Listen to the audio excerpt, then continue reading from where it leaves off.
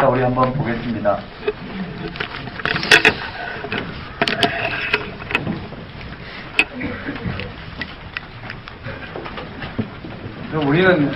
지금 우리가 눈에 보이는 이 세계는 너무나 분명하잖아요.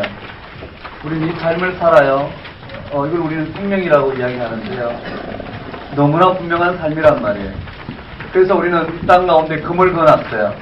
쭉 금을 그어놓고 이쪽은 선이고 이쪽은 뭐 악이라고 볼까요? 이쪽은 성공이고 이쪽은 실패라고 볼까요? 어떻게 봐도 좋아요. 금을 그어놓고 이쪽을 열심히 사는 것이 마치 생명을 얻는 것 같고 그 대가를 얻는 것 같고 이쪽에 닿으면 어떠한 노력에도 불구하고 실패했다고 생각해요. 살 때 열심히 해서 자기가 이 땅 가운데 무엇을 이뤘다고 봅시다. 무엇을 이루면 그것은 성공한 인생이 죽을 때도 웃으면서 죽을 수 있을까요? 그렇지 않은 삶은 죽을 때도 공부하기 죽는다고 할 수 있겠지만 결과는 똑같아요. 우리가 어떤 식으로 하든 결국은 우리는 어떻게 해요? 진짜 현실 가운데 가지 못하고 결국은 죽음으로 끝난단 말이에요. 다시 말씀드리면 우리의 삶은 우리가 이 삶을 살아가는 방식은 우리의 소유와 또 우리의 능력을 가지고 우리의 노력과 어떤 능력을 가지고 우리는 이 땅에 어떤 것을 소유하는 것을 우리는 생명이라 생각하고 삶이라 생각해요. 맞죠? 그가 10년 동안 무엇을 누리면서 세상을 어떻게 생각했나 보다 그가 무엇을 얻었느냐를 가지고 그 인생을 평가하게 돼 있단 말이에요. 우리는 여기에 출세도 있단 말이에요. 나름대로 생각하는 그 사회의 가치관을 이룬 사람은 성공했고 그렇지 못한 사람은 실패했다고 생각해요. 또 부도 마찬가지예요. 포함되겠지만은요. 명예도 마찬가지고요. 또는 우리의 가정생활도 마찬가지고 건강 문제도 마찬가지고 인간 관계도 마찬가지예요. 이러한 부분을 가지고 우리가 이루었으면 그것을 성공했다, 안 했으면 실패했다고 생각해요. 그리고 이 성공한 삶은 이 성공하기 위해서 우리가 노력과 능력을 통해서 그것을 소유했다면 우리는 생명을 얻었다고 생각한다고, 구원을 얻었다고 생각하는 정도의 삶을 살아요. 왜 그러냐면요. 여러분 한번 보십시오. 1년 동안 열심히 무슨 노력을 했는데 그 사람 그 대가를 받았고 한 사람은 어떠한 대가도 주어지지 않았다면 우리는 어떻게 생각하냐면 우리는 한 사람은 성공했다고 생각하고요. 한 사람은 인생을 허비했다고 생각한단 말이에요. 인생 즉 생명을 허비했다고 생각해요. 이런 우리의 이 삶의 관점, 우리가 이 삶을 아무리 확대하더라도 우리가 아무리 노력하고 그 능력을 발휘한다 하더라도 세상은 소유할 수 있어요. 그러나 우리가 이것이 현실이라고 생각하지만 이 삶은 결국은 죽음으로 간다는 거예요. 죽음 아래 일어나는 이 현상에 대해서 인간은 다양한 가치를 부여했지만 결국은 죽음에 설득당해서 죽음 아래에 놓여있는 가치로 살아간단 말이에요. 결국 우리는 어떤 식으로 살든 이 죽음을 인정하고 인간은 당연히 사는 건데요. 여러분 우리 그리스도인들에게는 어떻게 해요? 당연히 하나님 앞에 서서 하나님의 지으신 피조물로서 그 생명을 누리는 삶이 당연하단 말이에요. 근데 우리는 어떻게 해요? 당연한 삶이 죽는다, 그게 당연한데 우리는 어떻게 해요? 죽는 삶이 당연하고 누구나 다 죽는다는 생각에 그 죽음을 위협하고 있는, 돈이 없으면 어떨까요? 죽음을 위협하는, 돈이 없으면 이 땅에 이 제한된 삶 속에서 가난한 것 때문에 우리는 굉장한 고통을 겪는단 말이에요. 결국은 죽음 아래에 놓여있는 고통이라 할 수 있어요. 이와 같은 우리의 삶을 아무리 확대하더라도 우리는 결국은 죽음을 살아가고 있는 이 삶을 우리는 설득당해서 이 안에 살아가고 있다는 거예요. 그래서 우리는요 때로는 그렇지 못한 삶이 성공한 삶으로 내는 것을 마치 구원처럼 생각한다. 세상 사람들은 자기의 노력과 능력으로 어떤 소유하는 것을 통해서 이 땅에서의 삶의 현실이라고 받아들이고 있어요. 맞죠? 즉 우리의 노력과 능력으로 무엇을 소유하는 것, 얻어내는 것, 이루는 것, 이런 것이 이 땅에 우리의 삶의 기본적인 자리라는 말이에요. 그런데 오늘 우리 가운데는요 전혀 다른 구원이 열렸단 말이에요. 여러분 우리가 구원받았다면 어디에서 어디로부터 구원받았냐라는 거예요. 맞죠? 어디서부터 어디로 구원받았느냐. 예를 들어서 이게 감옥인데 독방에서 여럿 있는 이쪽으로 풀려났다고 해서 이게 구원받은 게 아니잖아요. 우리는 이 땅의 삶의 죽음이라는 이 감옥 아래에서 우리가 노력함으로 무엇을 얻는 정도를 우리 구원이라 생각하고 그것이 하나님 나라라 생각하고 그것이 오늘 우리의 행복이라 생각할 수 있다라는 거예요. 그러나 우리에겐 전혀 다른 삶이 주어졌어. 여기에는 제가 표현해보는 참된 생명. 생명이란 하나님 앞에 선 존재. 하나님이 피조세계에 원래 창조세계 때 부여했던 그 생명이 우리 가운데 주어졌어요. 원래 창조세계, 원래 하나님께서 우리를 지으신 그 하나님 앞에 생명이 주어졌는데 우리는 이 생명이 인간이 이와 같은 죄를 통해서 단절이 일어나고 우리 더 이상 이 죽음을 넘어선 이 생명을 바라볼 수 없고 하나님 앞에 설 수 없던 우리 존재에게 하나님 다시 이 생명 앞에 세운 사건이 바로 이 참된 생명의 사건이라고 부르죠. 이 사건이 어떻게 일어났느냐 하면은 오늘 이 가운데 있는 오늘 우리들을 이 생명 가운데 있는 것이 구원인데 바로 예수 그리스도가 우리의 구원주 되시는 사건을 통해서 일어났단 말이에요. 즉 믿음을 통해서 예수님을 믿는 사건을 통해서 예수님을 믿는다는 것은 예수님이 그리스도가 되셔서 우리 가운데 일으키신 사건을 믿는 거예요. 삶과 사역을 믿는 것인데 그것이 무엇이냐면은 십자가 사건과 부활 생명을 믿음으로 말미암아 우리가 오직 이것을 믿음으로 말미암아 우리가 이 하나님의 의롭다 하심 가운데로 인도되었다라는 거예요. 맞죠? 이건 충분히 설명을 했어요. 다시 말씀드리면 십자가 사건과 부활 사건이 예수님이 십자가에 달려 죽으셨다는 걸 믿고 예수께서 부활하셨다는 걸 믿는 걸 통해서 구원받는 게 아니라 예수 그리스도의 십자가의 죽음이 나의 죽음이고 그의 부활 생명이 바로 나에게 약속되어 있다는 걸 예수 그리스도가 나의 구주가 되도록 성령 세례를 통해서 나에게 믿음 주신 그 고백 가운데 하나님께서 그와 같은 생명을 허락하셨다라는 것 그걸 믿음으로 말미암아 우리는 어떻게 해요? 이 생명 가운데로 가는 거예요. 맞죠? 다시 말씀드리면 한번 따라해볼까요? 믿음으로 의롭게 돼. 하나님은 우리를 판단하고 하나님의 다스림은 하나님 나라는 오직 여기 가운데 임하였어요. 맞나요? 이 십자가의 죽음과 부활 생명이 나의 사건으로 받아들여지게 되는 이곳에 하나님 다스림이 일어나게 되었단 말이에요. 이것이 바로 믿음으로 오직 믿음으로 말미암아 의롭게 되는 이 지평이 열렸다라는 거예요. 우리는 어떠한 노력과 능력으로 우리의 삶을 소유하고 확대시키는 것을 통해 구원을 맛보는 게 아니라 이 모든 삶은 십자가에 못 박혔단 말이에요. 이 삶을 살고자 한 동기는 다 못 박혔어요. 이 삶의 형식은 있겠죠. 뭐 아기를 낳고 가정을 갖고 또는 여러 가지 창조 질서 가운데 있는 형식이 있는데 그것은 참된 생명을 가진 오늘 우리들이 이 땅 가운데 그 생명을 드러내는 삶을 통해서 사는 것 이것을 소명이라고 이야기하잖아요. 자, 우리가 이 온전히 믿음으로 말미암아 이렇게 된 이 하나님의 세계 온전히 하나님만이 우리의 다스리심 주권자가 되시도록 내어드리는 믿음으로 말미암아 이렇게 된 여기에 눈을 뜨는 것이 바로 예배고 이러한 삶을 우리 삶 속에 살아내는 것이 삶이라고 했을 때 곧 예배는 삶이고 삶은 예배다 이 말이 우리는 여기서 확보할 수 있을 것 같아요. 그런데요 여기서 믿음이 뭐냐라는 거예요. 믿음이 이 땅에서의 삶에 병든 사람이 좀 고쳐지는 것이 믿음일까? 내 문제가 좀 더 해결되는 게 믿음일까? 세상 사람들은 그것을 구원이라고 이야기한단 말이에요. 그런데 우리가 세상 사람들이 맛보는 그것을 맛보는 것이 과연 믿음의 차원일까?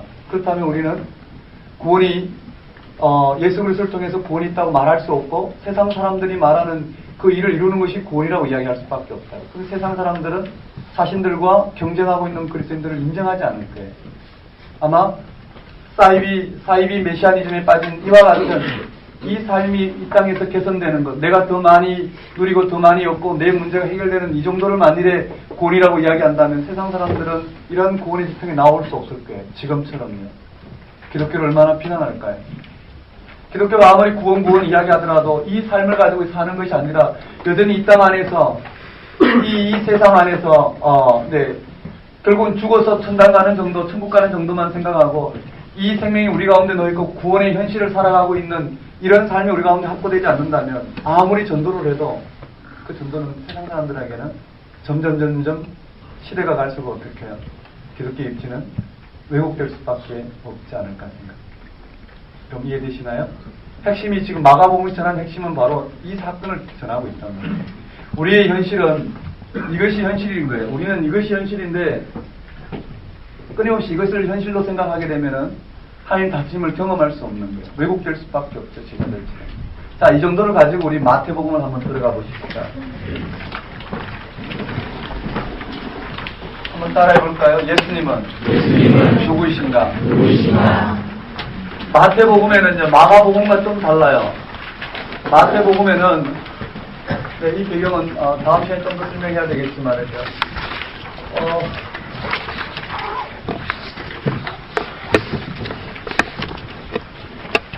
이런 구도 속에 우리가 부름을 받았는데요.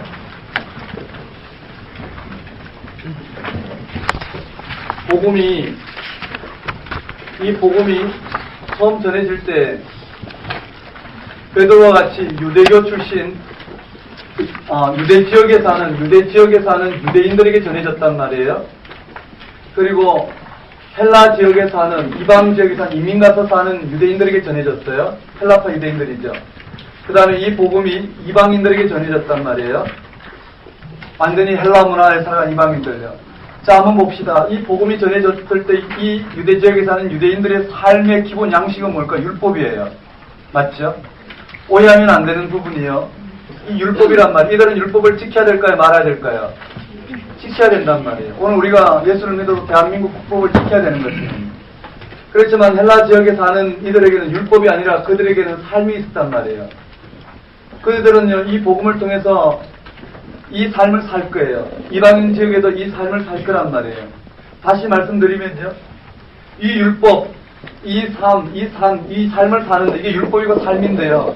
예수 믿고 십자가에 못 박힌 오늘 우리는 이 생명, 이것이 현실이란 말이에요. 하나님 앞에 우리가 실존 가운데 서 있고 그 하나님의 다스림을 우리 삶 속에 드러내는 것이 우리의 실존인데, 그것은요, 우리가 살고자 하는 이 삶을 돈을 벌거나 무엇을 소유하거나 무엇을 누리거나 이 모든 삶의 동기는 못 박혔어요. 못 박히고 전혀 다른 삶의 동기로 살아간단 말이에요.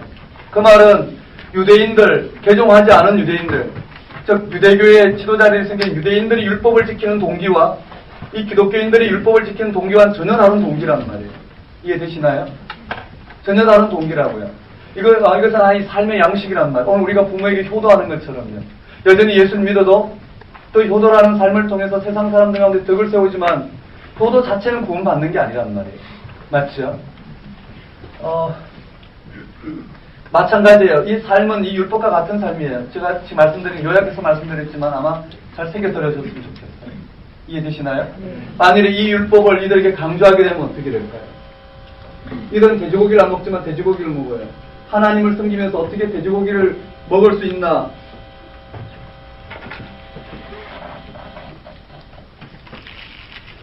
네, 어떻게 돼지고기를 먹을 수 있나 이야기하지만은요, 이들에겐 그게 중요한 게 아니란 말이에요. 이들에겐 돼지고기를 안 먹는 게 중요하지만은 이들에겐 그게 아니란 말이에요. 만일 우리가 아프리카에 복음을 전했는데 보니까 발가벗고 예배를 드리거든요. 야, 이래서는 안 되겠다. 어떻게 하나님 믿는 사람이 양말도 안 신고 예배를 드릴 수 있을까? 그래서 그 사람들 양말을 신겨야 된다는 것이 정해져서 양말을 신는 사람은 믿음이 좋다고 이야기해봐요. 어떻게 될까요? 웃을 거예요, 그렇죠? 오늘 우리는 그렇게 돼 있단 말이에요. 형식에 너무 갇혀 있단 말이에요. 본질에 눈을 떼야 되잖아요. 이해되시나요? 네. 본질에 눈을 뜨면 그 본질을 통해서 각자가 삶을 통해서 드러내야 될 하나님의 나라는 다르단 말이에요. 어떤 사람은 복권을 사는 것이 하나님 뜻이 될 수도 있고, 어떤 사람은 복권을 안 사는 게 하나님 뜻이 될 수 있는 거예요. 정말 이해되시나요? 어떤 사람은 그 삶 중에서 이것을 행하는 것이 하나님 뜻이 될 수 있고, 어떤 사람은 저걸 안 행하는 것이 하나님 뜻이 될 수 있다는 거예요. 왜냐하면 우리는 온전한 하나님 뜻 가운데 가기에는 아직도 너무나 멀었기 때문에 각자에게 드러난 만큼, 영적으로 예민한 만큼 반응하면 되는 거예요. 그 잠 자체를 가지고 평가하는 게 아니라 그거 얼마만큼 생명 가운데 구했느냐가 중요하다라는 거예요. 그랬을 때 이 땅에 현상에 일어나는 수많은 형식의 문제는 금을 거놓고 그 금에 열심히 숨기는, 열심을 내는 사람이 의로운 게 아니라, 맞죠? 어떤 형식으로 그가 그 열심을 내느냐가 중요하다라는 거예요. 그렇게 했을 때 기독교는 정말 어디에 뿌리를 두고 어디에 믿음의 시각을 갖게 되는지 전혀 다른 구도가 펼쳐질 거예요. 맞죠? 여러분, 교육이라는 것이 명문대를 들어가고 이 지적인 오늘 우리에게 주는 수능을 잘 보는 이 가치가 아닌 전혀 다른 가치가 이루어졌다고 했습니다. 전혀 다른 과정이 이루어질 거라고요. 전혀 다른 가치가 주어지면 전혀 다른 공부 방식이, 공부에 대한 동기가 주어질 거라고요. 즉 하나님 나라가 이 땅에 이와 같은 오늘 우리가 정해놓은 형식을 얼마만큼 철저히 지키느냐에 초점 맞춰져 있지 않다고 생각하고, 정말 누가 더 이 참된 생명의 믿음으로 말미암아 의롭게 된 이 놀라운 지편 가운데 생명을 드러내는 이 토양에 이 뿌리에 토대를 두고 있느냐, 여기에 눈을 뜬 만큼 우린 전혀 다른 신앙생활과 신앙의 기준이 형성이 될 거라는 거예요. 그때만이 기독교가 새로워지지 않을까. 맞죠? 교회 내에 누가 더 11조를 많이 있느냐, 누가 더 열심히 내느냐 중요하지만 그 형식 자체가 생명을 말하지는 않아요. 맞나요? 그랬을 때 교회는 본질적으로 뭘 해야 될지가 드러날 거예요. 이와 같이요, 여기에 눈을 뜬다면은요, 이 율법을 얼마만큼 지키느냐는 유대인들과, 실제 유대인들과 기독교인들과는 전혀 다른 동기로 우리의 삶을 살아요. 전혀 다른 동기로 산단 말이에요. 맞죠? 이러한 과정이 오늘 우리의 과정이라는 걸 염두에 두고 마태복음을 들어가 보면은요, 마태복음은 율법, 우리는 행위를 많이 강조하는 복음서, 저 율법적 관점에서, 마태복음은 저기에 나오는 율법의 관점에서, 이 복음을 듣고 율법 가운데 있는 이들의 관점에서, 네, 이들의 관점에서 지금 이야기하고 있는데, 즉 이 율법적 관점에서 네, 율법적 관점에서 설명해 가고 있는 거예요. 누가복음은 이 삶의 관점에서 설명해 가고 있어요. 누가복음 들어가면 아마 흥미진진하게, 왜 우리가 직접적으로 관계해 있기 때문에. 하지만 우리는 이 율법적 관점에서 열어가고 있는 이 복음의 영역을 볼 수 있어야 돼요. 하나님 나라를. 되셨나요? 한 단적인 예로요. 여러분, 바리새인과 서기관보다 더 나은 의라는 게 어떤 의일까요? 바리새인과 서기관보다 더 나은 의. 우리 이렇게 생각해요. 바리새인과 서기관보다 더 나은 의를, 그러니까 세상의 소금과 빛과 등불로 사는 것은 세상 사람들보다 오늘 우리가 더 윤리적으로 도덕적으로 깨끗해야 되고, 세상 사람들이 추구하는 것보다 우리는 더 정직해야 되고, 그런 것이 마치 바리새인과 서기관보다 더 나은 의라고 이야기하는데요. 정말 그럴까 생각해봐요. 제가 그런 형식적인 우리의 윤리적 도덕적 삶의 가치가 중요하지 않다고 말하는 게 아니에요. 그 가치가 제대로 어디서 이루어질 수 있느냐라는 거예요. 다시 말씀드리면요, 서기관과 바리새인의 의보다 더 낫지 않으면 결단적으로 천국에 들어갈 수 없다고 그랬어요. 그럼 우리는 어떻게 천국에 들어갈 수 있나요?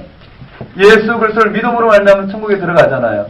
결국은 바리새인과 서기관보다 더 나은 의란 예수 그리스도 율법의 완성자이신 예수 그리스도를 믿는 믿음으로 말미암아 우리가 천국에 들어간다는 게, 결국은 뭘까요? 믿음으로 말미암아 이 땅 가운데 이 생명을 드러내는 삶이 곧 소금과 빛과 등불의 삶이요 바리새인과 서기관보다 더 나은 삶이 될 것이라는 거예요. 이해되시나요? 이 땅의 율법을 가지고 바리새인들은 하나님 나라에 들어갈 수 있다고 이야기했다면, 우린 똑같이 율법을 지키지만 그 율법을 지키는 그 율법의 근본적인 동기는 믿음으로 말미암아 의롭다움을 받은 오늘 우리 예수 그리스도의 공로를 말미암아 그분이 오늘 우리 가운데 이 세상의 삶은 십자가에 못 박혔고, 이 삶은 못 박혔고 전혀 다른 동기로 살아가기 때문에 이 삶이 못 박히지 않아서 오늘 우리가 그 의를, 하나님 원하시는 의를 행하지 못하는 그 삶에 빠져버린 우리의 삶이 못 박혔기 때문에 우리는 그들보다 더 나은 동기로 더 나은 삶을 이루는 것이 당연한 비결이라는 거예요. 맞죠? 자, 그 정도 이해를 가지고 실질적으로 한번 들어가 보면은요, 마태복음에는 마가복음에서 드러낸 이 하나님 나라, 하나님 나라에 따른 이 제자의 삶, 하나님 나라가 무엇과 같은지를 마태복음에는요, 저 유대인들이 따르는, 유대인 율법을 통해 하나님 나라라고 생각하는, 권위라고 생각하는 모세 오경의 권위를 넘어선 예수님의 가르침을 마치 모세 오경과 대비해서 5가지 가르침의 묶음으로 우리에게 들려주고 있어요. 그게 뭐냐면은요, 여기에 5장, 6장, 7장에 산상설교가 주어져요. 한번 따라해볼까요? 산상설교. 5장, 6장, 7장에 여기에 산상설교가 주어져요. 그 인쇄가 좀 새카맣게 돼서 좀 그런데요. 한번 따라해볼까요? 산상설교. 첫 번째 설교. 두 번째는요, 이러한 하나님 나라를 이 땅 가운데 전하도록 제자들을 파송하는 파송설교예요. 한번 따라해볼까요? 제자 파송설교. 파송설교가 주어지고요. 그 다음에 세 번째는, 여러분 여기 세 번째는 천국 비유설교예요. 한번 따라해볼까요? 천국 비유설교. 천국에 대한 직접적인 천국 비유설교를 들려주고 있어요. 이 말은 다 마가복음에서 주어진 내용들이에요. 그것을 마태복음에는 이 율법을 권위로 생각하고 있는 이들 가운데 전혀 다른 동기로, 즉 하나님 나라가 이 율법이 시행되는 이곳에 오늘 우리 같으면 이와 같은 경제활동을 하고 전혀 이 다양한 삶의 동기를 가지고 살아가는 이곳에 하나님 나라가 무엇과 같은지를 드러내 보이기 위해서 우리가 하나님 나라를 생각하고 있는 우리의 삶을 가치를 두고 있는 그곳에 하나님 나라가 무엇과 같은지 예를 들어서 설명하듯이 유대인들에게는요, 율법이 그들의 아주 기본적인 토대였기 때문에 모세오경을 넘어서는 그와 같은 권위의 형식으로 가르침이 주어져요.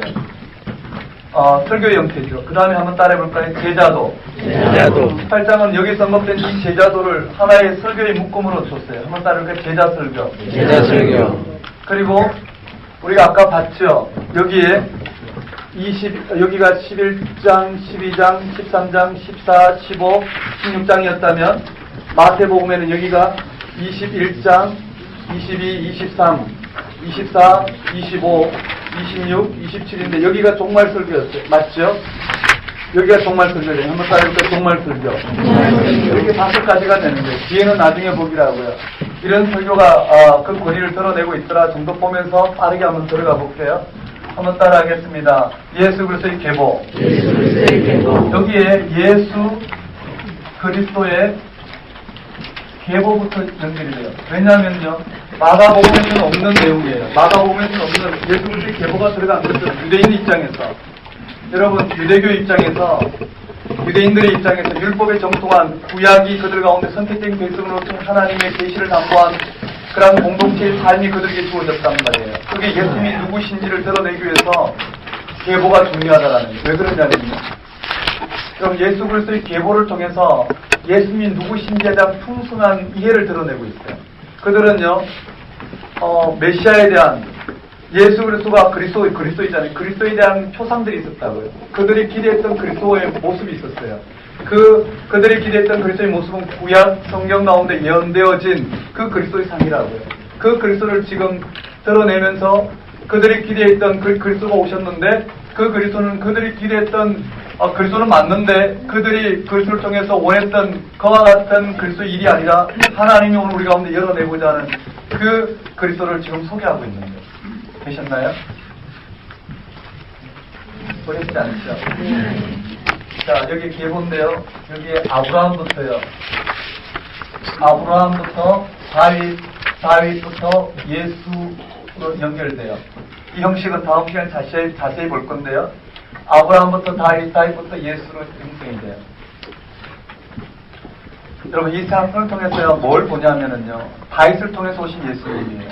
즉 유대인들이 기다리던 다윗의 후손으로서 정치적 메시아로 기다리던 그 예수가 맞다라는 거예요. 이해되시나요? 예수는 바로 그 그리스도가 맞다라는 거예요.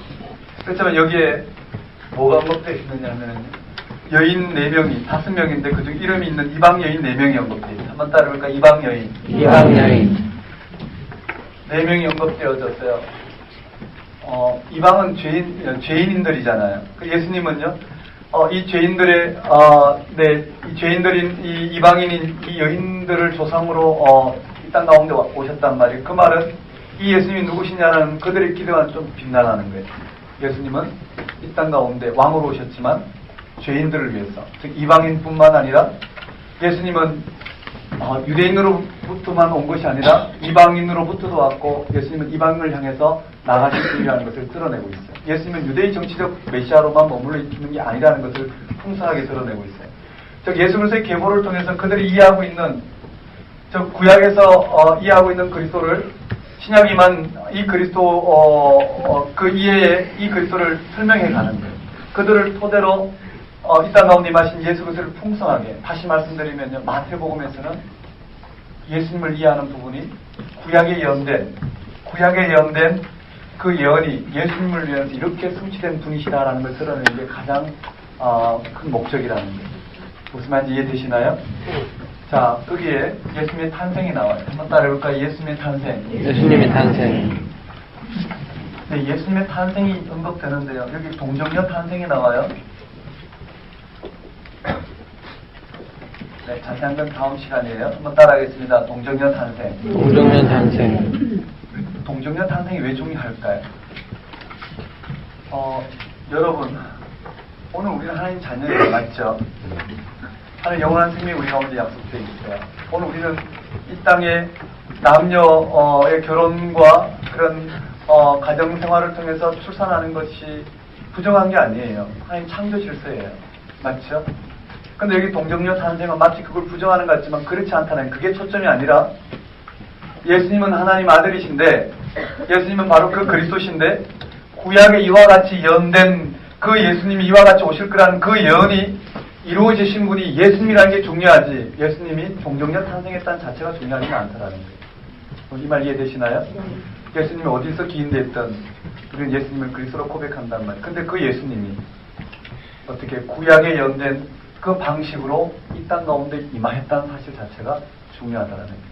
무슨 말인지 아시겠어요? 그래서 여기 동정녀 탄생이 들어가는 거예요. 그 다음에요, 여기는 예수님이 누구신가를 언급했어요. 한번 따라볼까요? 예수님은 누구이신가? 예수님은 누구이신가? 이와 같은 왕적 계보 가운데 임하신 이스라엘의 명실공히 정치적 그들이 기다리던 다윗의 자손으로서 기다리던 그 예수님이 맞는데, 그 예수님은 그 예수님이 맞다라는 거예요. 그리고 동정녀 탄생을 통해서 그 예수님이 이와 같이 오시겠다고, 그리스도가 이와 같이 오시겠다고 하는 그 예언이 성취된 분이 맞다라는 거예요. 그 다음에 언급된 건 여기 동방박사가 나와요. 동방박사가 예수님을 경배한 사건이 나오고요. 예수님이 애국으로 피신한 사건이 나오고요. 그 다음에 귀국해서 나사렛이라는, 예수님이 아니면 전혀 이름이 드러나지 않을 이 나사렛으로 가셔서 나사렛 사람이라 칭함을 받는 이와 같은 부분들이 주어져요. 그 다음에 여기에 세례 요한이 나오죠. 드디어 3장에 세례 요한의 사역이 나오고요. 그 다음에 세례 요한부터 세례 받으신 예수님이 언급되고요. 여기 시험 받으신 예수님이 언급되면서 뭘 드러내려고 하느냐면요, 마가복음에서 좀 더 추가해서, 여러분 한번 따라해볼까요? 애국 피신. 애국으로 피신한 사건은요, 애국에 피신했던 나사렛에서 올라온 것이 뭘까요? 과거 이스라엘의 출애굽 경험을 이야기하는 거예요. 그 다음에 세례 받으신 사건도 마찬가지. 과거 이스라엘의 출애굽 경험, 시험 받으신 예수님을 통해서 출애굽 경험, 이걸 통해서 드러내시고자 하는 건 이제 예수님이 새로운 하나님의 아들 새 이스라엘이라는 거예요. 마가복음에서 우리는 충분히 설명했어요. 되셨나요? 그런데 거기서 끝나는 게 아니라 여기 더 나아가요. 여러분 여기에 동방박사는 일명 메소포타미아나 아라비아에서 왔어요. 이방 지역에서 왔죠? 맞죠? 그 다음에 애굽이라는 것도 이방이죠? 나사렛이라는 것은 다윗의 동네 중에 아주 변방이죠. 되셨나요? 네, 이것이 무슨 말이냐면요, 예수님은 유대의 정치적 그들이 기다리던 그리스도로 메시아로 왔지만 그 메시아는 유대의 메시아만이 아니라 온 열방에, 온 지역의 메시아로 왔다라는 것을 드러내고 있어요. 왜 이와 같은 형식으로 했냐면 동방박사 사건도, 외국으로 피신한 사건도, 나사렛 사람이라 칭함을 받는 사건도 다 구약에서 예언된 그 성취를 통해서 오셨다라는 거예요. 이해되시나요? 구약에 예언된 그 예수님이 이 땅에 오셨다라는 걸 드러내며 예수님이 누구신지를 지금 하나씩 이 유대교 출신 기독교인들에게 예수님을 드러내시고 있다는 거예요. 이해되시죠? 네. 자, 그 다음에 시험 받으신 예수님께서 어디로 가셨느냐 하면은, 여기에 세례 요한 사건이 있군요. 세례 요한이 여기 사역을 감당해요. 여러분, 세례 요한이 세례를 베풀죠. 근데 세례 요한이 누구냐 말이에요. 마태복음에서는 적어도 세례 요한을, 여기 보시면 세례 요한이, 마태복음에 보면 세례 요한이 엘리야의 모습을 했어요. 말라기 예언을 들었어요. 엘리야가 힘이 많은 사람이었잖아요.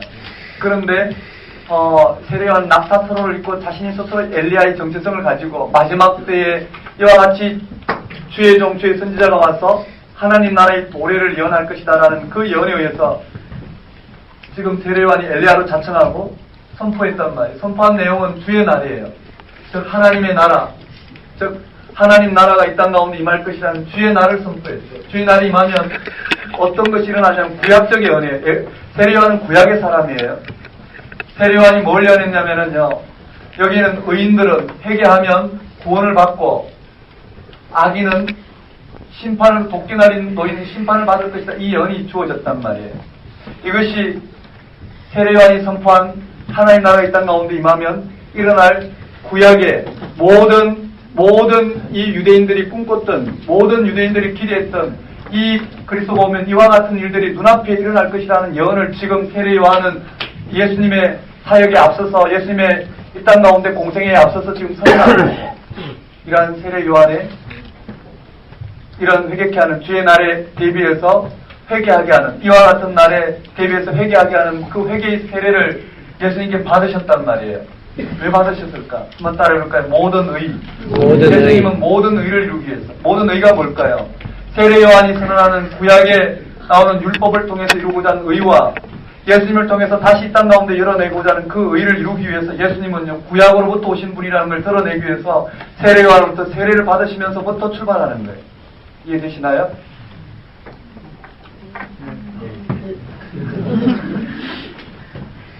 제가 지금 어렵게 설명하고 있지 않죠?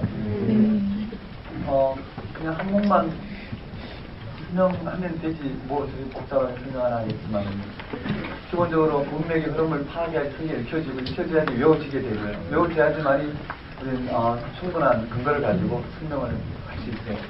우리 내일 모레, 3주차 되면은요, 공간복음 비교 대조를 통해서 마태, 마가, 누가의 차이점을 해나갈 때 이것이 익혀진 사람들은 너무너무 재밌어요. 말씀이 착착 열려가는데, 그게 되지 않은 사람들은 여전히 막 오리무중이에요. 이렇게 됐어요. 시험 받으신 예수님이 바로 하나님의 아들 새 이스라엘임을 드러내고 그가 갈릴리로 오셨어요. 한번 따르니까 갈릴리에서 드디어 하나님 나라를 선포해요. 한번 따르니까 하나님 나라. 뭔가요? 회개하라. 천국이 가까웠느니라. 한번 따라해볼까요? 회개하라. 천국이 가까웠느니라.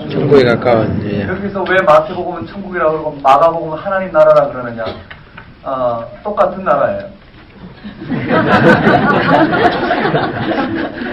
다만 마태에서는 유대교 사상에서 그들에게 하나님 나라는 하늘 나라였어요. 이해되시죠? 그들에게 하나님 나라는 하늘 나라였어요.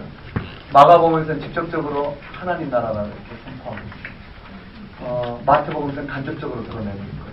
뭐 천당이 어디고 천국이 어디냐 묻는다면 그것 또한 우리는 아무튼 하나님 다스리시는 곳이 천국의 천당이잖아요. 그렇죠? 그럼 예수 그리스도 십자가의 사건을 통해서 일어났지 우리에게 어디에 있느냐 공간적 시간적 문제가 아니에요.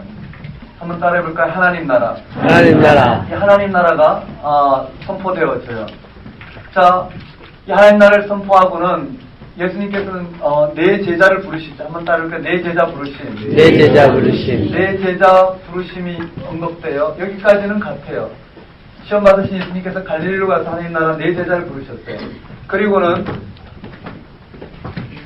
이제 보십시다. 한번 따라해볼까요? 세례 요한 선포. 세례 받으신 예수님. 시험 받으신 갈릴리. 하나님 나라 선포. 내 제자 부르심. 맞아요. 이 새로운 모든 의를 이루기 오신 예수님께서 하나님 나라를 선포하시고 내 제자를 부르심으로 이 땅 가운데 하나님 나라를 열어내셨어요. 여기까지는 맞아요.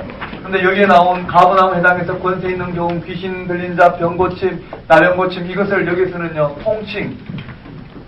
거기 4장 23절 한번 읽어보실래요? 4장 23절 한번 읽어보십시다. 읽겠습니다. 시작.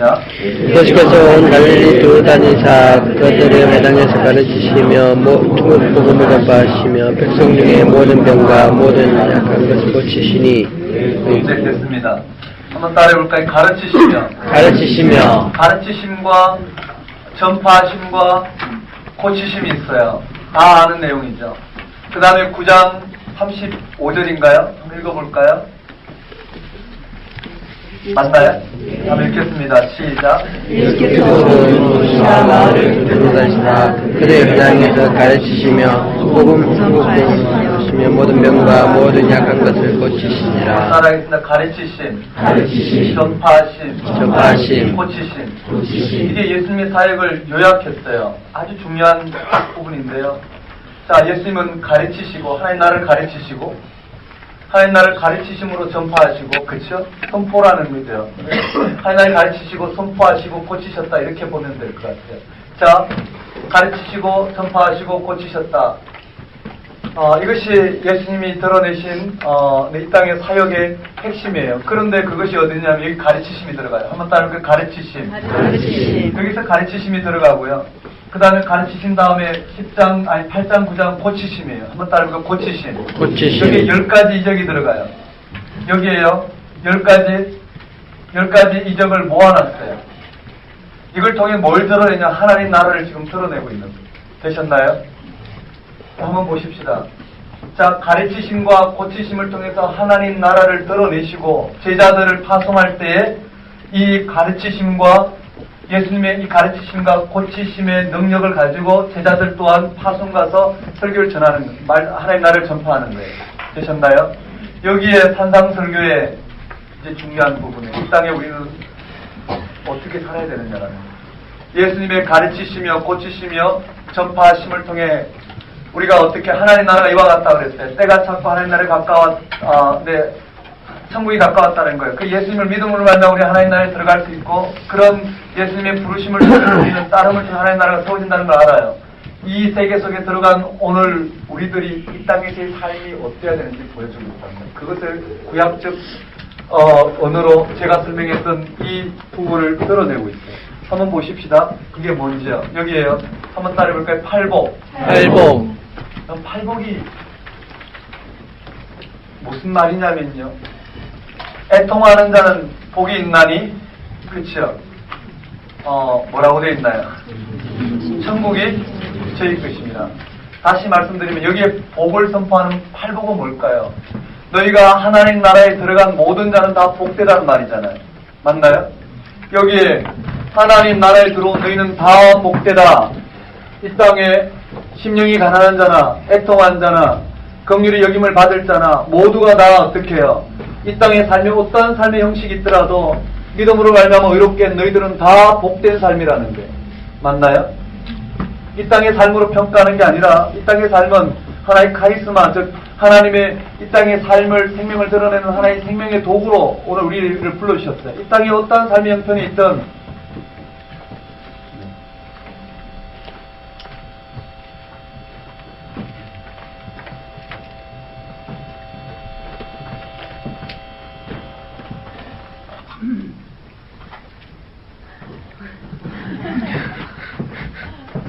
이 땅에 어떠한 삶의 형편에 있든 하나님 나라의 모든 사람들은 다 복되다 선포하고 있어요. 한번 따라해볼까요? 팔복. 팔복. 팔복. 팔복. 네, 여기 천국 시민 된 자는 다 복되다는 걸 선포하고 있어요. 자, 예수님의 이 부르심을 통해서 하나님 나라에 들어간 모든 자들은 다 복되다라는 걸 선포하고 있고요. 오늘 우리는 믿음으로 알며 의롭게 된 복된 존재예요. 근데 이들이 이 세상을 어떻게 살아야 되냐라는 거예요. 그것은 소금과 빛과 등불로 살아야 돼요. 즉 소금과 빛과 등불로 사는 게 뭘까요? 그걸 설명해 가는 거예요. 오늘 우리가 이 하나님 나라의 백성된 오늘 우리들이 이 땅에 소금과 빛과 등불이 된 자가 어떻게 살아야 되느냐라는 거예요. 그 삶을 여기 드러내기 위해서요. 한번 따라볼까요? 예수님은 율법의 완성자. 율법의 완성자. 예수님은 이 율법의 완성자예요. 그럼 이 말이 이해가 돼야 된다는 거예요. 구약적 용어로 표현했죠. 여기 한번 보십시다. 예수님이 율법의 완성자라고 된 부분은요. 예수님이 율법의 완성자라는 부분은 여러분 우리의 모든 삶을 허락하고 오늘 우리에게 이와 같은 율법을 허락하신 율법을 허락하신 이유는 우리가 하나님 앞에 거하기 위해서 하나님 앞에 거하는 것이 우리의 삶의 완성이 율법의 완성이에요. 맞나요? 자, 이스라엘 백성들을 하나님께 불러주셨어요. 원래 창조시에 하나님께서 이 생명 온전한 하나님 앞에 썼을 때 죄를 짓기 전에는 우리는 이 율법에 요구하는 이스라엘 백성이 율법에 요구하는 또 우리에게 주어진 이 삶의 궁극적인 목적이 하나님을 향해 하나님을 예배하는 삶을 살게 될 거란 말이에요. 즉 하나님의 생명 이 현상을 가지고 살아갈 거라는 거예요. 그런데 우리는 반절이 됐어요. 우리는 하나님을 떠났고 우리 가운데는 이와 같은 하나님의 생명이 반절이 됐단 말이에요. 우리는 결국은 이 죽음 가운데 살아가는 이와 같은 실존을 맛볼 수밖에 없었어요. 이 가운데 있는 이 죄인된 이스라엘 백성들 하나님께 불러주시고 율법을 허락하셨어요. 율법을 허락하신 이유가 무엇이냔 말이에요. 이 율법을 허락하신 이유, 즉 탐내지 말라는 계명을 허락하신 이유는 우리는 탐내지 말라는 계명 앞에 섰을 때 우리는 탐심이 생길 수밖에 없어요. 맞죠? 탐심이 있다는 거 안단 말이에요. 탐내지 말라는 계명 앞에 우리는 우리 속에 탐심이 있다는 걸 알아요. 그러므로 하나님 앞에 우리는요 죄인이라는 걸 드러날 거고요. 죄인이라는 걸 드러날 거 하나님을 떠난 존재라는 걸 알게 된단 말이에요. 그런데 하나님은 우리를 불러주셨다고요. 이 죄인이 하나님 앞에 온전히 설 수 있는 것은 내가 죄를 하나님 앞에 죄를 고백하고 속죄제를 드림으로 말미암아 다시 하나님 앞에 나아가는 하나님이 우리에게 허락하신 그 은혜의 통로로 하나님께 설 수 있단 말이에요. 그런데 이들은요, 탐내지 말라는 계명을 첫째, 둘째, 셋째 이런 것을 지키면 이 계명을 지킨 것으로 생각하고 자기 의를 드러내므로 스스로 하나님 앞에 있다고 생각했단 말이에요. 이것이 결국은 죽음으로 가는 거예요. 우리 삶도 마찬가지잖아요. 우리 삶도 무엇을 이루면 그것이 삶의 모든 것이 해결되는 거라 생각하지만 그렇지 않아요.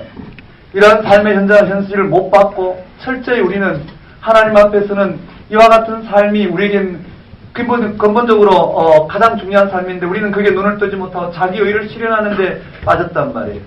맞죠? 결국은 율법을 주신 이유는 하나님 앞에 세우는 거예요. 율법을 주신 이유는 이 하나님 앞에 세우는 건데요. 오늘 우리가 예수 그리스도의 부활 사건을 통해서 십자가에 죽으신 이후에 부활 생명을 통해서 즉 믿음으로 말미암아 여기서 보면 믿음으로 말미암아 이롭게 되는 이 은혜로 말미암아 우리는 하나님 앞에 서게 되었다. 즉 율법이 우리를 통해서 세우고자 하는 그 하나님 앞에 예수 그리스도께서 율법을 완성하심으로 말미암아 율법의 완성은 하나님 앞에 서는 건데 그가 하나님 앞에 이 생명을 하나님께서 이 예수 그리스도를 통해서 이 생명 우리에게 허락하신 그 예수 그리스도의 공로에 의해서 우리는 하나님 앞에 서게 되었단 말이에요. 맞죠?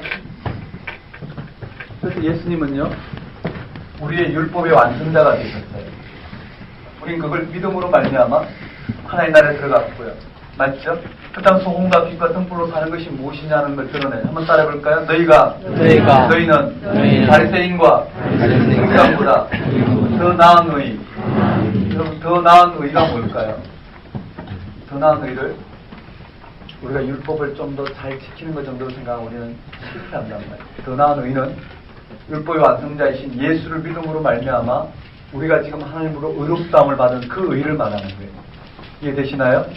한번 따라해볼까요? 이신칭의 그 의를 말하는 거예요. 근데 그것이 무엇이냐 설명하고 있어요. 더 나은 의를 우리가 세상 가운데 기독교인과 비기독교인이 있어요. 부모를 공경하는 예를 들어서 설명하는 거예요. 자, 누가 더 부모를 공경하느냐? 너희가 이 믿지 않는 자들보다 더 부모를 공경하지 못하면 결단코 천국에 들어가지 못할 것이다. 그게 무슨 말일까요? 윤리적 경쟁이 아니라는 거예요. 즉 여기에 첫 번째 사건을 갖고 와요. 첫 번째 사건, 바리새인과 서기관들이 가장 중요하다고 생각하고 그들이 땅 가운데 의롭다고 생각하는 삶을 가져온단 말이에요. 그것이 무엇이냐면 6개의 율법의 계명들을 가져와요. 한번 따라해볼까요? 6반제. 6개의 반대되는 명제를 설명함으로 6반제를 설명해요. 이게 무슨 말이냐면요. 6반제. 한번 따라해볼까요? 살간이 맹보원.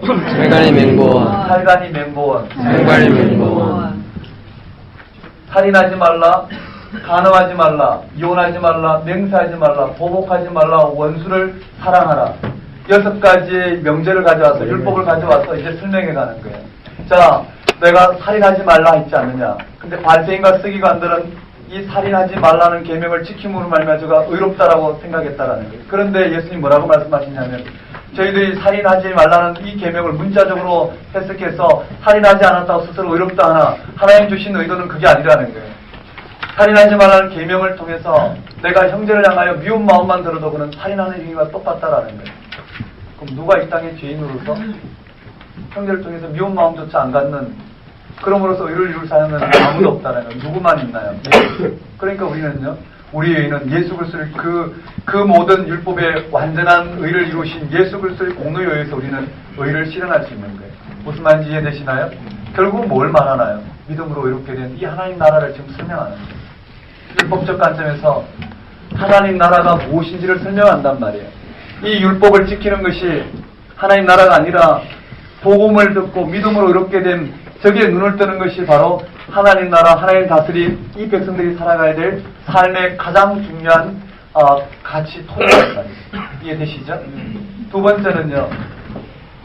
여기 두 번째는 종교적, 거기 언급되어 있어요.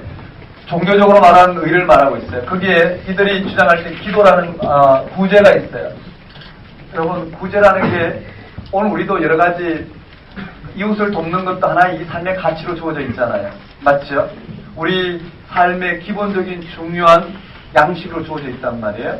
거짓말하지 않는 것처럼요. 마찬가지로 유대인들은 율법 가운데 구제라는 것은 기본적으로 그 의를 실천하는 기준이에요. 오늘 우리가 믿지 않는 사람들은 구제함으로 말미암아 자신의 삶이 보다 더 선하다는 걸 드러내는 걸 통해서 만족하고 살아간단 말이에요. 자, 이 구제도 마찬가지. 이들은 이렇게 구제했지만 그 구제하는 것보다 더 많이 구제하려는 게 아니라 전혀 다른 동기로 구제하는 그런 삶이 바로 믿음으로 얻게 되는 저 하나님 나라의 가치를 드러내고 있어요. 구제, 그 다음에 기도, 그 다음에 금식 문제를 드러내고 있어요. 잠시 좀 자세히 다뤄볼까요? 세 가지를 가지고요. 세 번째는요. 사회적 삶을 말하고 있어요. 한번 따라볼까요? 비판하지 말라. 비판하지 말라. 비판하지 말라. 비판하지 맞아요. 비판하지 말라 언급되면서요. 하나님 나라는 그와 같이 우리가 얼마만큼 선을 그어놓고 지키냐 지키지 않냐를 가지고 판단하는 삶이 아니라 전혀 다른 삶이 우리 가운데 펼쳐졌다라는 거예요. 그러면서 진주와 돼지를 비교하고 있고요. 그 다음에 먼저 너희는 여기에 구하라는 이 부분이 주었어요. 이 부분은요 우리가 나중에 한번 다뤄볼 거예요. 첫 번째는요 6개 반제 한번 따르고 6반제. 바리새인들이 가치 있게 생각하는 이 율법을 언급되어 있고 그 다음에 그들의 종교적 삶을 들어왔어요. 한번 따라볼까요? 종교적 삶. 세 번째는 그 사회적 삶을 들고 왔어요. 한번 따라볼까요? 사회적 삶. 비판하지 말라. 이런 것을 통해서 더 나은 의가 무엇인지를 설명하고 더 나은 의를 통해서 믿음으로 얻게 된 오늘 우리에게만 하나님 나라가 무엇인지를 유대인의 삶과 비교해서 드러내고 있어요. 되셨나요? 그리고는요 마지막에 한번 따라해볼까요? 팔복을 통해서 하나님 나라 백성된 너희들은 복되다고 선포하면서 마지막에 또 하나님 나라를 설명하고 있어요. 여러분 한번 따라해볼까요? 주여 주여 하는 자마다 다 하나님 나라에 들어갈 것이 아니요 아버지의 뜻대로 하는 자 여기에 하나님 아버지의 뜻대로 하나님의 뜻대로 행하는 자가 하나님 나라에 들어갈 수 있어요. 한번 따라해볼까요? 아버지의 뜻대로 행하는 자가 하나님 나라. 네, 여기 하나님 나라가 언급되어 있다. 하나님 나라에 들어갈 수 있다라는 거예요. 그런데 아버지의 뜻대로 행하는 것이 무엇인지 언급되어 있어요. 첫째, 둘째, 셋째 사건을 가지고 한번 따라볼까요? 좁은 문, 넓은 문. 좋은 열매, 나쁜 열매. 반석 위에 지은지, 모래 위에 지은지. 이것을 들어서 아버지의 뜻대로 행하는 자만이 들어갈 수 있다. 아버지의 뜻대로 행하는 자가 뭘까요? 여러분 여기 유대인들의 삶에서는 율법을 지키는 것이 율법을 지키고자 자기 의를 드러내는 삶이 이들에게 넓은 길이에요. 그런데 이 율법을 통해서 복음의 능력 가운데 살아가는 것은 좁은 길이라는 말이에요. 이해되시나요? 오늘 우리에게서 뭘까요? 우리의 삶, 이 땅에 주어진 삶을 열심히 확대하고 살아가는 것은 넓은 문이에요. 그런데요, 그러한 삶 속에 우리의 동기를 십자가에 못 박고 이 생명을 드러내는 하나님으로부터 오늘 우리에게 주어진 하나님 다스림 가운데 살아간다는 것은 좁은 문이에요. 쉽지 않단 말이에요. 왜냐하면 그 시대의 가치를 못 박아야 되기 때문에. 누가 못 박을 수 있느냐면 진짜 살아계신 하나님 앞에 선다면 못 박을 수 있어요. 맞죠? 하나님 저를 과장시켜 주십시오. 그 동기가 어디 있느냐면 자기를 실현하는 게 동기라면 과장이 안 되면 그는 절망할 거예요. 그런데요, 그가 하나님 앞에 붙들린 이 땅에 하나님의 일을 드러내기 위해서 살아계신 하나님 앞에 붙들린 인생임을 고백하고 그 일을 드러내기 위해서 살아간다면 과장이 되면 과장을 통해서 그 일을 드러내면 되고요. 안 되면 안 된 삶을 통해서 드러내면 되는 거예요. 되고 안 되고는 상대적이고 그게 그렇게 크게 중요하지 않다는 거 알겠네요. 이건 무슨 말인지 이해되시죠? 이런 삶이 우리 가운데 펼쳐지게 될 것이라는 거예요. 그게 여기에 펼쳐진 부분이에요. 이렇게 팔복을 통해서 언급되고 여기는요 좁은 문, 넓은 문, 그 다음에 좋은 열매, 나쁜 열매, 그 다음 반석 위에 지은지, 모래 위에 지은지 건축에 대해서 세 가지 비유를 통해서 아버지의 뜻대로 행하는 자가 하나님 나라에 들어갈 수 있다라고 말합니다. 그것이 무엇인지 이미 앞에서 언급했어요. 되셨나요? 자, 여러분 여기에 좀 더 설명하고 봅시다. 여기에요. 8장, 9장에 10가지 기적이 들어가요. 10가지 기적 형태만 한번 보십시다. 10가지 기적인데요. 8장에 보면 기적 하나, 둘, 세 개가 언급되고요. 그 다음에 여기에 제자도가 언급되고요. 네모를 해볼까요? 그 다음 또 기적이 하나, 둘, 세 개가 여기 언급되고 네모가 언급되고요. 그 다음에 기적이 하나, 둘, 셋, 넷. 셋 언급되고 네모가 언급돼요. 그런데 하나의 사건에 야이로의 딸을 고친 사건에 혈류증 여인이 포함되기 때문에 10가지가 되는 거예요. 이렇게. 이게 무슨 말인지 아시겠죠? 거기에 기적 3개가 언급돼요. 한번 따라해볼까요? 네. 나백장 맞나요? 한번 따라하겠습니다. 나백장. 나백장. 나병, 백부장의 종, 베드로의 장모 고친 사건이 나와요. 한번 따라해볼까요? 나백장. 나백장. 한번 따라해볼까요? 풍거중. 풍거중. 풍랑 만난 사건이 나오고 그라사 귀신 들린 맞죠? 여기 네, 여기 제자도 언급되어 있고요. 그 다음에 한번 따라해볼까요? 풍거중. 풍랑 사건과 그라사 귀신 들린 사건과 중풍병자 고친 사건이 나와요. 그 다음에 무슨 사건인가요? 야이로의 딸 혈류증 여인 맞나요? 야이로의 딸 고친 사건과 혈류증 여인 고친 사건이 나오고요. 그 다음에요 두 맹인 고친 사건이 나오고요. 네, 그 다음에 벙어리 귀신 들린 자 고친 사건 나와요. 구체적인 건 나중에 오도록 해요. 어떤 게 있느냐면 한번 따라올까요? 나백장, 나백장, 풍거중, 풍거중, 혈두범, 혈두범. 그렇게 하면 될 것 같아요. 거기에 첫 번째 마무리에 또 두 번째 마무리에 세 번째 마무리에 뭘 전하고 있는지 전하는 마무리가 있어요. 나중에 볼 거고요. 이와 같이 예수님의 가르침과 예수님의 가르치심 여기 구조를 한번 보십시다. 예수님 이와 같이 하나님 나라를 드러내니까 여기에는 10가지 기적 중에 9가지는 귀신은 인간의 생명 억압하는 게 떠나가는 현상들이 주로 강조되어 있어요. 이와 같은 하나님 나라 선포되는 이 땅 가운데 생명을 억압하는 이와 같은 질서들이 떠나가더라는 거예요. 맞죠? 하나님 나라가 드러나니 생명을 억압하는 이와 같은 현상들이 떠나가더라. 이것이 또 하나의 해답이에요.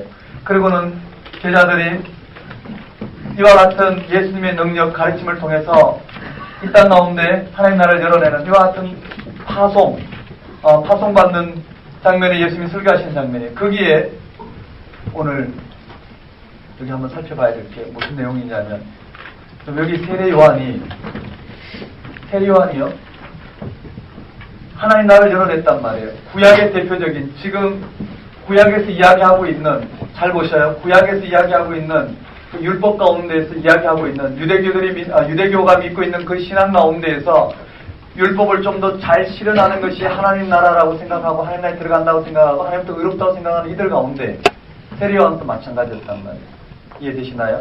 세례 요한도 하나님 나라에 대한 표상을 유대교 지금까지 구약에서 언급됐던 이스라엘 예수님 당시 이스라엘 백성들이 품고 있던 그 생각을 가지고 회개하라 주의 날이 가까웠다. 의인은 구원을 받고 악인은 심판을 받을 것이다.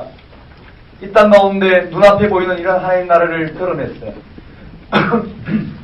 그런데 예수님이 이 땅에 오셔서 드러내신 사건은 그러한 세례 요한이 선포하는 하나님 나라와는 다르더라는 거예요. 구약에서 말하는 하나님 나라는 다르더라는 거예요. 즉, 이 땅에 와서 예수님께서 선포하시는 것은 율법을 드러내고 하나님의 율법을 통해서 판단해서 율법 가운데 있는 자들은 구원에 이르게 하고 율법 가운데 있지 않는 자는 심판해서 이 땅 가운데 율법을 잡대로 들여다보는 하나님 나라가 열려야 됐단 말이에요. 오늘 우리가 생각하는 착한 사람은 이와 같이 형통하고 악한 사람은 이와 같이 심판받는 이와 같은 일이 열려야 되는 거예요. 착한 사람이 이 땅 가운데 잘 살고 악한 사람은 못 살아야 되는 게 맞아요. 정직한 사람은 이 땅 가운데 존경을 받아야 되고 부정직한 사람들은 이 땅 가운데 심판받고 잘못돼야 되는 게 정상인데 세상이 돌아가는 게 그게 아니더라는 거예요. 그 세례 요한은요 제자들 보내서 세례 요한은 이제 죽기 얼마 직전이었죠. 감옥에서 제자들을 보내서 11장에 뭘 이야기하냐면 오실 그이가 당신이니까 세례 요한이 여기 있어요. 세례 요한이 예수님에게 질문을 하는 거예요. 이 질문이 여기부터 열어내는 과정에 무슨 말이냐면요. 이와 같이 하나님 나라 일을 드러냈단 말이에요. 산상설교와 병고침과 제자들을 통해서 하나님 나라를 열어낸 이와 같은 하나님 나라의 가르침을 드러냈는데요. 그 당시 기다리던 그 하나님 나라, 그 당시 기다리던 그 메시아에 대한 표상들을 갖고 있던 그들에게서는 예수님의 사역이 하나님의 사역, 하나님을 통해서 예수님을 통해 땅 가운데 열어낸 그 메시아의 사역이 아니더라는 거예요. 그런 부분들을 통해서 정말 예수님이 누구신가의 질문을 던지는 거예요. 세례 요한은요, 오실 그이가 당신입니까? 한번 따라해볼까요? 오실 그이가 당신입니까? 당신입니까? 그럼 우리가 여기에 눈을 뜨지 못하면은요, 우리는 이 세계 속에서 정말 예수님이 구원주 되시는지 심각하게 의심한단 말이에요. 정말 하나님 살아계신지. 하나님 분명히 당신의 일들을 우리 삶 속에 드러내고 있는데 우리는 여기에 눈을 뜨지 못해서 여전히 우리 삶 속에서 도대체 하나님 어디 계십니까? 하나님 내 문제를 왜 해결하지 않으십니까? 도대체 하나님 내가 예수님을 하나님을 따르겠다고 그랬는데 왜 내 문제가 이렇게 좌절되고 이와 같이 어려움들이 있는지 모르겠습니다. 이 문제 가운데 우리가 빠지게 된다는 거예요. 맞죠? 예수님이 누구신가? 여러분들이 기다리는, 여러분들이 예수 그리스도를 통해서 원하는 삶은 어떤 삶이냐라는 거예요. 여러분들이 꿈꾸는 삶인가? 다른 말로 여러분들이 그 그리스도를 통해서 갖고 있는 하나님 나라에 대한 표상과 하나님이 그리스도를 통해서 이 땅 가운데 계시하신 십자가 죽음과 부활 생명을 통해 계시하신 하나님 나라의 표상과 같은가를 생각해 봐야 된다는 거예요. 우린 끊임없이 세례요한처럼 오실 그이가 당신입니까? 도대체 하나님 다스림이 어디 있는지 몰라요. 맞죠? 우리 하나님 나라의 백성이라고 이야기하면서 하나님 다스림은 예수 그리스도의 십자가의 죽음과 부활 생명 이 가운데 하나님 다스림이 일어나는데도 불구하고 우리는 여전히 이 땅에 이것이 너무나 생생하기 때문에 여기서 눈을 떼지 못하는 거죠. 그러니 어떻게 우리 가운데만 은폐된 방식으로만 하나님 나라를 들어갈 수 없는 거예요. 믿음 이야기하지만 여전히 우리는 현실이 믿음보다 더 우리 삶을 주도하고 있어요. 맞죠? 여러분 우리가 성공하든 실패하든 관계없이 우리는 열심히 하나님 나라를 따르면 되는 거예요. 그런데 우리는 성공과 실패에 붙들려 갖고요. 거기에서 우리는 좌절하고 절망한다는 말이에요. 맞죠? 여러분들 한번 보셔요. 질병도 마찬가지고 우리의 경제적인 것도 마찬가지, 인간관계도 마찬가지고 그것이 깨어지거나 파괴되거나 무너졌을 때 우리는 그 부분을 통해서 여전히 생명을 드러내는 삶을 살면 되는데 우리는 그것이 개선돼야 된다고 생각해요. 맞나요? 개선되는 것이 하나님의 개입이고 하나님 나라의 하나님 다스림이라고 생각해요. 그렇지 않아요. 맞죠? 우리는 그걸 개선시킬 만한 힘이 우리에게는 없단 말이에요. 인간성이 좋아서 나는 평화를 유지하고 있다 하지만 그것도 거짓 평화예요. 그것도 가감히 깨뜨릴 필요가 있어요. 진정한 평화를 위해서. 맞나요? 주님 그렇게 깨뜨려 오셨어요. 그런 거짓 평화라면 깨뜨릴 필요가 있어요. 그래서 내가 불을 던지러 왔노라. 불이 이미 붙었으면 내가 왜 왔겠느냐라는 거예요. 내가 부모와 내 자식과의 관계를 끊으려고 오셨다. 그건 우리가 누가복음을 좀 깊이 볼 거예요. 좀 이해를 하셔야 되는데 다시 말씀드리면 거짓 평화를 깨고 참 평화를 주기 위해서 오셨다. 맞나요? 네, 이렇게 흘러나요. 그럼 복음서 재밌지 않나요? 재밌죠? 근데 하나 꼭 지켜주셔야 돼요. 지금 다 끝나가는데요. 마가복음을요, 철저히 읽고요. 내용을 외워오셔야 돼요. 아셨어요? 네. 지금부터 혼돈하는 거예요. 예를 들어서 나병 고친 사건이 어딨나 했을 때 마태복음은 쉽게 들어가. 여기 기적 사건이 있겠지만 마가복음은 이 흐름 속에서 나병이 들어와야 된다는 말이에요. 모든 사건이 다 마가복음을 기점으로 열려야 된다는 거예요. 이해되시겠어요? 그래서 여기에 오실 그이가 당신입니까 해서 예수님이 누구신지를 여기 드러내는 장면과 그들은 그 예수님을 이해하지 못한 장면. 세례 요한을 통해서 하나 예수님은 바로 이와 같은 내가 무엇을 행하는지 봐라. 네, 하나님 나라는 이와 같다고 보여줘요. 이와 같이 세례 요한이 설명하는 장면을 통해서 예수님을 통해서 하나님 나라가 무엇과 같은지를 드러내요. 즉 구약에서 하나님 나라가 임하면 이와 같이 말 것이다. 그 하나님 나라가 임하였지만 그것이 하나님 나라가 아니라 이러한 현상을 통해서 예수님이 드러내시고자 하나님 나라는 무엇과 같은지를 드러내요. 그렇지만 그들은요, 그 하나님 나라를 받아들이지 못해요. 그래서 예수님은 여기에 하나님 나라에 초청하지만 거절하는 장면이고 초청하는 장면, 초청하는 장면을 통해서 예수님을 통해서 이 땅 가운데만 하나님 나라가 무엇과 같은지를 드러내요. 한번 따라해볼까요? 거절과 초청. 이들은 하나님 나라를 드러냈지만 이들은 거절하고 끊임없이 예수님은 초청해 수고하고 무거운 짐진 자들아 다 내게로 오라. 뭔가 바리새인과 서기관들, 대제사장들과 장로들이 그와 같은 율법을 가지고 그들을 수탈하고 있고 그들의 기득권을 누리고 있는 거기에서 벗어나서 그것이 아니라는 거예요. 오늘 우리가 이 땅의 삶이 개선되는 것, 그것이 보다 더 나은 삶으로 갈 수 있다는 그것이 아니라는 거예요. 그러한 삶이 아니라 그 삶을 버리고 예수님을 통해 이르는 진짜 삶 가운데 나오라는 거예요. 수고하고 무거운 짐진 자가 다 내게로 나오라. 들어가 보면 그곳에 참견한 집이 주어진다는 그렇게 초청하는 장면을 되셨나요? 거기에 대한 천국 비유 설교는요, 이러한 초청한 하나님 나라에 거절하고 있는 이런 현상들은 이 땅 가운데 자연스러운 현상이라는 거예요. 뭐 이런 것을 설명하면서 14장부터 20장까지는요, 여기에 여기 보시면 12제자 부르셨죠. 맞나요? 이 12제자 부르시고 12제자 부르심 그 다음에 파송한 이 사건들이 다 어디에 있냐면 여기 들어갔어요. 여기 제자 파송 설교에 들어갔고요. 12제자 부르시고 씨 뿌리는 비유, 풍랑 비유 이 부분들을 마태복음 다 주제별로 헤쳐서 놓았어요. 자, 여기 한번 보실까요? 한번 따라하겠습니다. 씨 뿌리는 비유. 씨 뿌리는 비유. 자, 12제자 부르심에 파송까지 해서 10장에 설명이 되었다면은요. 여기에 씨 뿌리는 비유는 13장에 설명이 됐어요. 그리고 이적은 풍랑과 그라사 야이로의 딸 고친 이 모든 사건들은 이 모든 사건들은 여기에 8, 9장에 설명되었고요. 무슨 말을 하려는지 한번 보십시다. 여기에 한번 따라올까요? 제자 파송 설교. 제자 파송 설교. 이 사건 이후에 천국 비유 설교가 나오고 비유 다음에 나오는 내용이 무슨 내용이냔 말이죠. 그게 여기부터 출발돼요. 한번 따라올까? 오병이어. 오병이어부터 설명되는데 오병이어부터 역끝까지가 바로 14장부터 20장까지 내용이에요. 그런데 마태복음은 좀 그 주제에 따라서 그 공동체에 맞게끔 좀 더 설명을 하고 있어요. 이해되시겠어요? 간단하게 보고 우리 마트 들어갑시다. 다음 시간에 공부해 오실 수 있도록 한번 보고요. 여기에 제가 설명을 해볼게요. 14장에 보면 무슨 내용인가요? 네? 세례요한 순교 내용이에요. 여기에 파송 설교가 앞으로 가버리니까 세례요한 남잖아요. 맞나요? 세례요한 사건 다음에 오병이어 나오죠. 그 세례요한 순교가 여기 언급되는 거예요. 한번 따라해봅시다. 세례요한 순교. 이건 마가복음 관점에서만 볼게요. 세례요한 순교를 했어요. 그 다음에 오병이어가 일어나죠. 맞나요? 오병이어가 일어나고 물 위로 걸어오신 예수님이 언급돼요. 그리고 베드로도 물 위로 걸어간 장면이 마태복음에 나오고 어떤 내용인지만 보십시다. 오병이어이고요. 그 다음에 칠병이어는 몇 장에 있나요?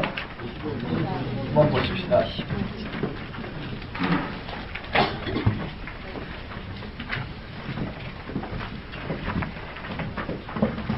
한번 따라하겠습니다. 칠병이어. 칠병이어 다음에 칠병이어가 나오고요.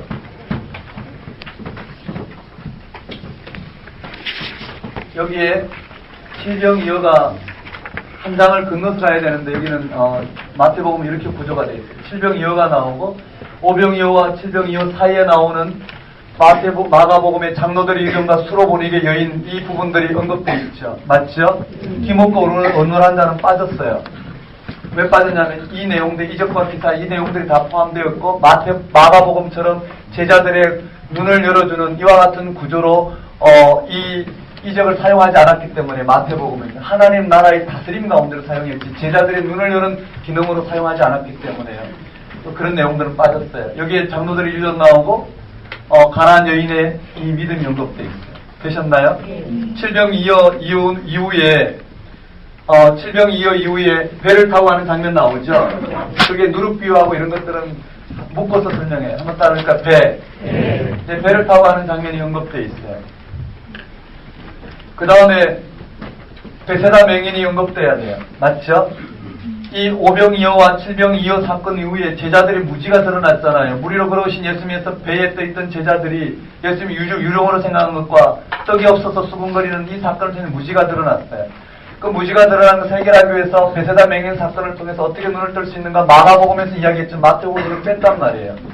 여기로 베드로의 고백이 나와요. 한번 따라볼까요? 베드로 신앙 고백. 베드로 신앙 고백을 통해서 1년에 그런 일들이 일어나고요. 한번 따라볼까요? 순환 예고. 여기도 순환 예고가 들어가요. 그대로 구조를 그대로 보는 거예요. 설명은 좀 다른데요. 한번 따라볼까요? 순환 예고. 여기에 순환 예고 첫 번째가 언급되어 있고요. 되셨나요? 또 어디에 순환 예고가 있나요? 11장에 한번 따라볼까요? 순환 예고. 여기에 순환 예고가 두 번째 순환 예고가 있고요. 그 다음에 순환 예고가 20장에 순환 예고예요. 한번 따라볼까요? 순환 예고. 이 안에 뭐가 있느냐라는 거예요. 세 번에 걸친 이 순환 예고 안에 제자들의 무지가 드러날 거예요. 16장에 보면 순환 예고 다음에 제자들의 무지, 즉 베드로의 책망이 들어가고 있고요. 무지가 드러나고 있고 여기에 또 제자도를 그대로 가져왔어요. 이 마가복음에서 이야기한 제자도 그대로 들어가 있고요. 그 다음에 17장에 변화산 사건이 들어가죠. 한번 따라해볼까요? 변화산. 17장에 보면 이 변화산 사건이 들어가고 그 다음에 귀신 들린, 여기는 간질병이라 되어 있는데요. 귀신 들린 아이 고친 사건이 언급되어 있어요. 그러고 난 다음에 두 번째 순환 예고를 설명하고 다시 또 제자들의 무지가 드러나고 여기에 따른 제자도를 설명하는데 그 제자도의 설명이 바로 제자 설교로 주어졌다는 거예요. 한번 따라해볼까요? 제자 설교. 네, 제자 설교로 주어졌어요. 그리고 난 다음에 여기에 그대로 있는 한번 따라해볼까요? 이혼, 어린아이, 네, 어린아이, 그 다음에 부자 청년, 제자들의 보상. 되셨나요? 그리고 난 다음에 순환 예고할 때 제자들의 보상 다음에 이 보상 문제를 해결하기 위해서 주님께서 예를 든 게 있어요. 한번 따라볼까요? 포도원 품꾼. 네, 여기 포도원 품꾼 싹 비유를 통해서 이 제자도를 해결하려고 주님께서 예를 들어주셨어요. 그 다음에요, 이 순환 예고 들어가고 순환 예고 다음에 누가 크냐는 논쟁이 벌어지고 그 다음에 바디메오, 여긴 바디메오라고 안 돼 있죠. 여리고 두 맹인이라고 돼 있어요. 여리고 두 맹인이 눈을 뜨는 사건을 통해서 이 마가복음에서 이야기하고 있는 그 구조를 그대로 따랐다라는 거예요. 이 정도로 설명을 하려고 그래요. 뭘 보여드리고자 하냐면요, 마가복음을 외워야지만이 마태복음이 눈에 들어온다는 거예요. 되셨나요? 가셔서 다른 거 신경 쓰지 마시고 마가복음을 외우고 마가복음에서 이야기하고 있는 내용이 무엇인지를 이야기 단위로 기억하고 있어야 돼요. 그러니까 팩트를 기억하시면 돼요. 무슨 뜻이냐는 나중에 보셔도 돼요. 여기에 예수님의 친척, 여기 예수 미쳤다는 내용을 이야기하는 여러분 이게 무슨 내용인지 일단 갖고 있어야 돼요. 전체 이야기 단위의 흐름을 통해서 그 내용이 말씀하시고자 하는 의도가 열려가게 될 거라는 거예요. 되셨습니까? 네. 그럼 복음서 재밌죠? 네. 신약 재밌어요. 신약은 우리의 신앙과 직결하기 때문에요. 구약처럼 다시 한 불 더 오늘 우리가 이 하나님 나라에 대한 비유로서 구약을 공부하는 게 아니기 때문에 직접적이기 때문에요. 우리 신앙의 본질을 드러내고 있는 이 말씀을 통해서 여러분 눈이 많이 열리셔서 주님을 온전히 따를 수 있으면 좋겠어요. 그럼 누가 주님을 온전히 따를 수 있을까? 그것은 믿음으로 의롭다함을 받은 이 지평이 열려서 하나님 나라가 무엇과 같은지 우리가 기대하고 있는 하나님 나라, 하나님의 다스리심, 하나님의 인도하심이 아니라 하나님이 그리스도를 통해서 우리에게 인도하고 있는 그 세계에 눈을 뜬다면 우리는 지금은 당장 내 문제에도 불구하고 우리는 당연히 주님을 따르는 길에 가요. 왜냐하면 내 문제 해결이 거기 있다는 것을, 내가 해결 방식을 갖고 있는 방식이 아니라 전혀 다른 방식으로 주님께서 해결해 가신다는 것을 깨닫기 때문에. 맞죠? 여러분, 마가복음, 마태복음 이 구조를 통해서 여러분들이 익히 오셔야 될 다음 주에는 제가 처음 강의하듯이 다시 할 거예요. 다시 처음 강의하지만 전혀 다른 느낌으로 들으실 거예요. 마태, 마가, 누가까지 나갈 거예요. 그때는 처음 오셨다고 좀 더 빨리 나간다고 당황하지 마시고 제가 처음 오신 사람들 고려하지 않고 처음 설명하듯이 한 번 한 사람들 대상으로 빨리 누가복음까지 끝내고 어떻게 공부해야 될지를 확인하고 시험을 보고 못 본 사람 기도 잘하고 귀 있는 자 들으라 했더니 못 들으면 그렇게 하고 그 다음 주에는요. 네, 그 다음 주에는 요한복음을 들어볼까요? 다음 주에 공간복음 비교까지 들어갈 테니까 꼭 외우셔야 돼요. 광고가 있죠. 제가 지난 시간에 이야기했던 조 나누는 광고. 조 나누는 광고를 도훈 교사님과 상의를 했는데요. 카페에다가 몇 가지 소시이면서도 신앙을 하지 않은 사람, 그 다음에 제시인 사람 몇 가지 기준을 이렇게 정해놓고 신청을 하시면 그 신청하신 분들을 전화를 해서 조를 묶을 거예요. 신청하신 분들은 아주 이렇게 본인의 상황을 잘 고려해서 신청하셔야 도중에 빠지면 안 돼요. 빠지면 조가 무너지고요. 끝까지 간 조는 대부분 다 붙어요. 그리고 조 활동이란 내가 무슨 도움을 받겠다 생각하면 안 돼요. 내가 열심히 공부해서 조원들을 승계하겠다 생각해야지 조는 걱정이 돼요. 내가 공부를 시간 투자를 할 수 없는데 어떻게 하면 더 할까? 그런 분들은 조로 들어오면 안 돼요. 무슨 말이냐면요. 더 열심히 공부해서 같이 공부할 수 있는 장을 만들 수 있는 시간 확보가 돼야 되기 때문에 시간이 없으신 분들은 조 활동하면 오히려 힘들어져요. 그런 분들은 특강 때 다시 한번 조 구성하든지 특별히 보기로 하고요. 난 시간이 많고 같이 나누면서 좀 더 세부적으로 공부를 할 수 있겠다 싶은 분들 위주로 조를 신청해 주시면 좋겠어요. 왜냐하면 혼자 공부하는데도 시간이 부족한데 조 활동까지 하기는 좀 힘들지 않을까. 그래서 올릴 테니까요. 화요일 날 올라갈 거예요. 그러면 여러분들 신청해 주시면 좋겠어요. 그렇게 해서 조를 구성하도록 하십시다. 그 특강은 네, 다음 주 중에 결정이 돼야 될 것 같아요. 다음 주 중에 결정해서 네, 우리 다뤘던 구약 중에 아주 네, 역사서 위주로 생각하고 있는데 역사서를 좀 끝내는 걸로 그걸 끝내보면 다른 과목들을 어떻게 공부해야 될지 손에 잡히지 않을까. 일단 그렇게 하고 다음 주 교재 나올 수 있도록 기대해 주시면 좋겠고 다음 주에 교재는 그래도 가져오셔야 이거는 네, 두 단계로 되어 있는데요. 첫 번째 이것은 내용을 파악하는 단계고 두 번째는 파악한 내용을 통해서 어떻게 입시 위주로 준비할 건가 1단계, 2단계로 이루어져 있어요. 그러니까 1단계가 먼저 끝나면 2단계는 자연스럽게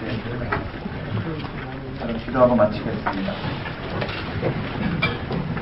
하나님 아버지 말씀을 공부하는 할수록 하나님께서 그리스도를 통해서 이 땅 가운데 열어내신 하나님 나라에 온전히 눈을 뜨게 하옵소서.